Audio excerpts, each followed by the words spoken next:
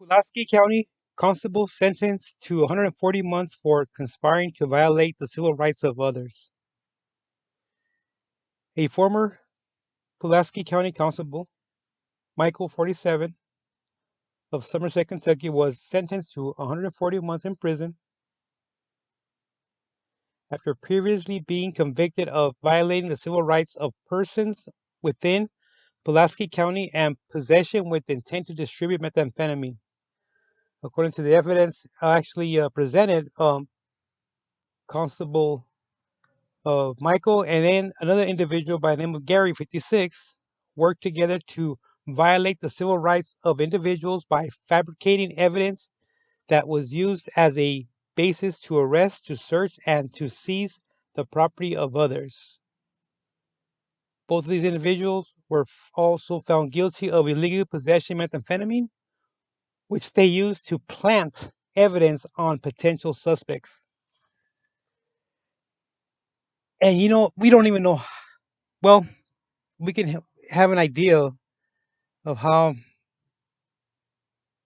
many times this happened, to anybody, and when people say I'm innocent, I didn't have that weapon, that's not mine,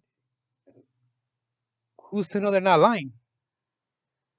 I've done a video before where an inspector, he was actually customs inspector, um, not a rookie, but he had not been in the force for over 5 years, and the pressure was on him on his review to actually produce any kind of load, some kind of confiscation, some kind of actual, seizure, which he didn't have. I'm not saying he wasn't a good inspector. I mean, I used to see him checking and getting underneath kicking the wheels, looking underneath the actual frame. I mean, he was not giving an effort, but it just didn't pop up. And the times that I did come across something, it was just luck. I mean, sometimes it takes a little bit of detective work. That's understandable. But the majority of the time, it's luck. You can go, some inspectors can go years, 4 or 5 years, even 10 years, without catching a load. It does not mean that they're not good inspectors. It just means that they never came across anything. And so, for these individuals to come at you like that, that's beyond dirty. That's beyond dirty. And how many lives did they ruin? And that particular inspector down in San Isidro, when he was going to do that to the young kid, I couldn't have been more than 2 or 3 years older than this kid. And I told him, wow, why would you want to ruin his life like that? Because I seen the kid when he jammed him up and he took him into the actual holding cell. And he was going to plant a seed. He was going to plant something. I'm not quite sure what he was going to plant, but I let him know, you know what? They wasn't going to fly. I wasn't going to allow that. And luckily he did it, not to that individual, but he ended up resigning like 4 months later. He got hired, I think, by Utah or Idaho, some kind of state patrol. He got hired somewhere out there. He's probably causing a ruckus out there, havoc, right?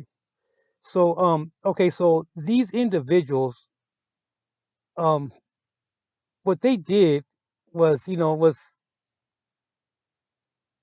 man, ruin a lot of lives. Ruin a lot of lives. And for this actual, they took it to trial, but they actually caught him with the actual possession. And these guys take the oath to faithfully protect and serve the citizens.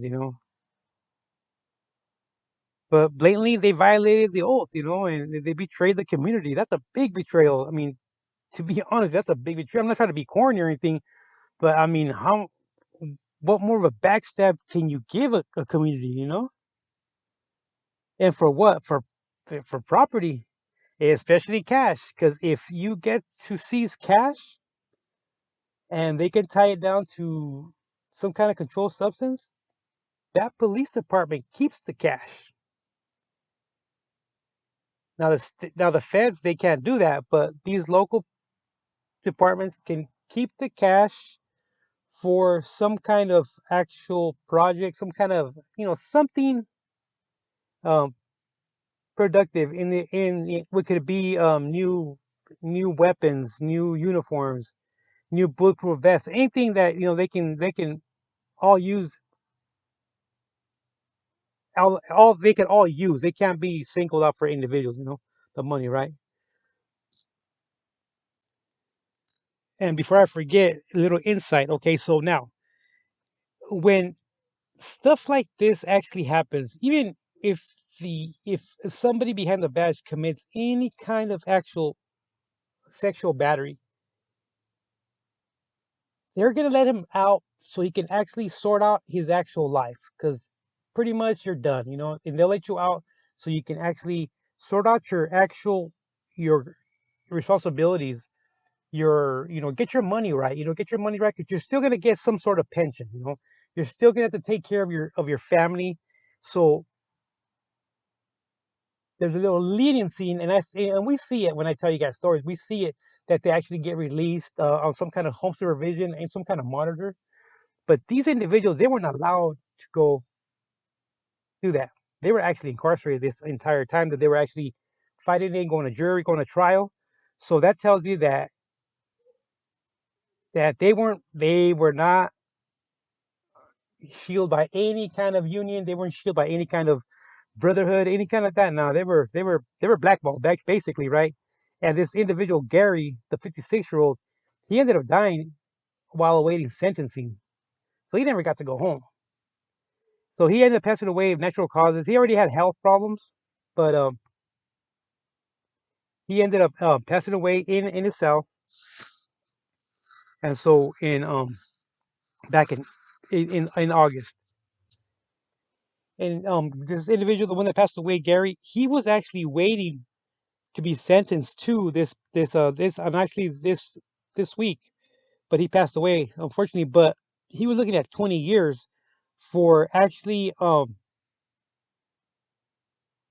assault, attempted murder on a federal officer, because apparently when they went to conduct a search warrant, he opened up on them. He was actually charged with trying to kill an FBI agent during a shootout when he was being arrested back in March 2020. And then, but he intended to plead guilty to that charge, because he was looking at he was. I mean, how can you fight that? He just started dumping on him, and unfortunately, he almost killed an FBI agent, and so he was looking at that time too. So his heart and his health, health and condition wasn't good at all. And if you see a picture of him actually on the internet, he doesn't look nothing healthy.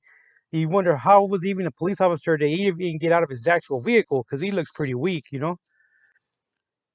And that might have been a reason that these guys were planting actual evidence for the fact that they would actually still be conducting arrests, still be seizing dope, they would still be actually uh, they'll be producing, they'll be creating revenues. Maybe that's why they actually did it, so they didn't have to actually work that hard and trying to find the actual true criminals, right?